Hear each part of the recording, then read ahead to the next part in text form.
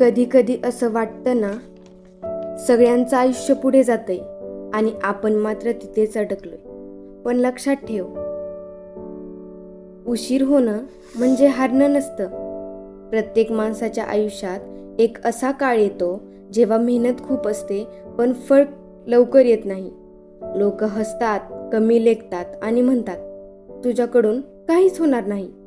पण एक गोष्ट लक्षात ठेव, झाड लावल्याच्या दुसऱ्या दिवशी त्याला फळ तर नाही लागत. आधी ते मुळं मजबूत करतं, स्वतःला तयार करतं आणि मग नंतर त्याला फळं येतात.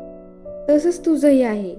आज तू जे कष्ट घेतोयस त्याचं फळ तुला उद्या नक्की मिळेल. तुझी तुलना कधीच दुसऱ्यांशी करू नको. प्रत्येकाचं घड्याळ हे वेगळं असतं. कोणाला यश 20व्या वर्षी मिळतं तर कोणाला 30व्या वर्षी. महत्वाचं वय नाही, महत्वाची ही जिद्द असते. लोक काय बोलतात यापेक्षा तू स्वतःला काय सांगतोस हे जास्त महत्वाचं आहे. रोज स्वतःला सांग, मी थांबणार नाही, मी हार मानणार नाही, मला यश नक्कीच येणार.